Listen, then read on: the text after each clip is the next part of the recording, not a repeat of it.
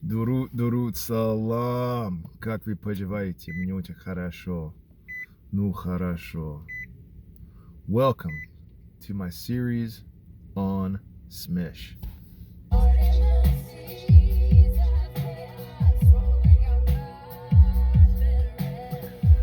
Okay. Now, Smesh is incredibly intricate and incredibly delicate. It's incredibly elegant. It's also, just move this guy here, and as he goes, he has to go down, and I go on top. That is the most simple. You're climbing the tree. That is the most simplest way to explain Smesh. Two guys are here. They join. I move uke, I come down, and then I continue to climb. High mount is important. So in Smesh, the principles of Smesh are move uke, not straight. Once uke is set or somehow off balance, I come in with a yoko morotegari. That's the most important. If you're not landing a yoko morotegari, then you're landing something that's just kind of good enough. Yoko morotegari is superior in Smesh because yoko morotegari buries the head in the chest, around the belly button area, because that way you can't get guillotined, and it's a hard strike. I'm giving him the hard part of the head. And Uki's got to do something else with his hands because he's probably going to be going backwards or forwards. Yoko is superior because you have every forward throw or trip, and you have every backwards throw or trip. You can go O-uchi, Ko-uchi, they're all available. You could do a Yoko Garuma, you could do an Uranage. You have every possibility in wrestling and judo right there. Okay? The cool tenet of that is if I can't get him off his feet, I can still go up. I can still climb up and get chest to chest. You still have all the throws from wrapping the weight as you do chest to chest. Okay? And in Smesh, they're not, your head is buried. They don't have a good place to strike. They don't have a good place to grab. You're also getting them to stand up so that they can teeter-totter. Boom. If you have a yoko, some sort of yoko morotegari, you're tied up to the side, you can skip guard on the way down. This is important. Khabib did a straight up just a straight up a morote, well, it's not a morotegari with the head out. It would technically be, that's just a wrestling shot. But now you have to deal with guard. Now, if you're Khabib Nurmagomedov, you pass guard very simply. You just throw one hand and then shoot past guard. Now, they do a lot of animal movements. They do a lot of functional movements. They have to, because the transition is too perfect for the Dagestansky's, okay? I'm gonna have to make a video on how to train for Smesh, or it's not gonna make sense. But suffice it to say, you need a lot of functional movement because you have to move, you have to be strong in some of those more graceful manners, and that's difficult to do unless you're training for it, okay? Which is classic old school self-defense judo.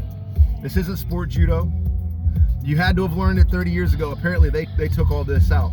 But self-defense judo, just for self-defense, teaches a lot of this stuff, a lot of these kind of advanced movements and flow and how to protect yourself at all times.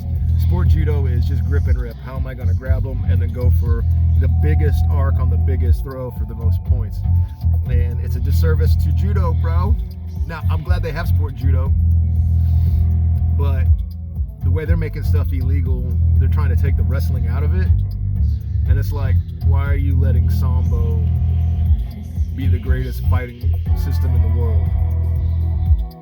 Like the IJF, USA Judo could double down and then add a lot of Niwaza and then make a more palatable better product for submissions. It's not just throwing.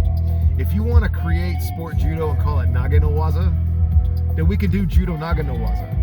That's easy, but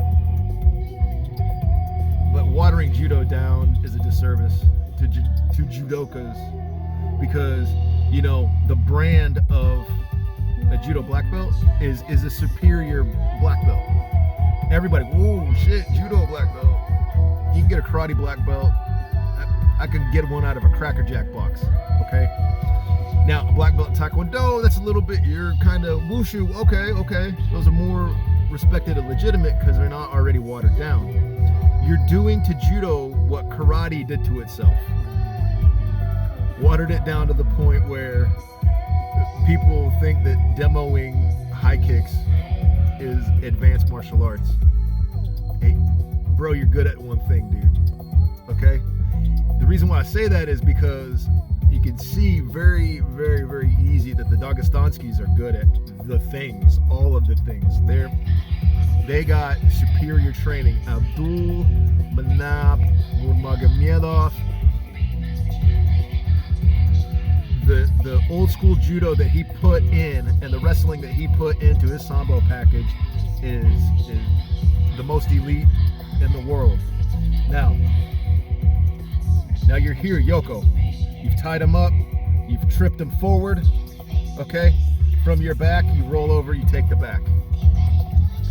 Every time they get uki with his ability to have his face, his nose to the mat, they always take the back.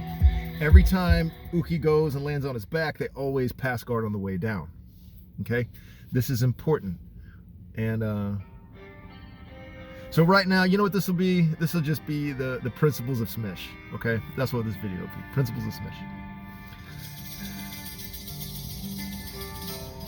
And then high mount. So you have to win the 16-second battle of where is the fight going.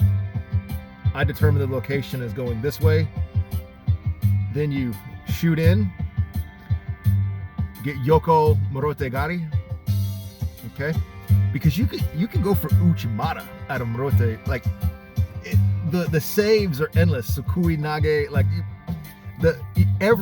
you have every throw defense at your disposal if you land. So anything they do, you have a counter. So it's important to get the Yoko Morotegari.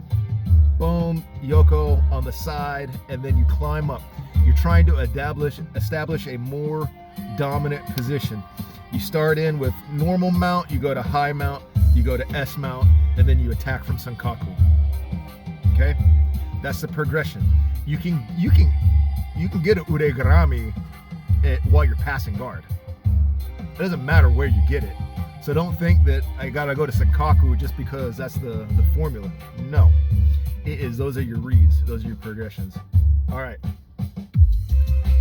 Khoda Hafiz. Hopefully this makes some sense. I just did this real quick on my way to work, so cool.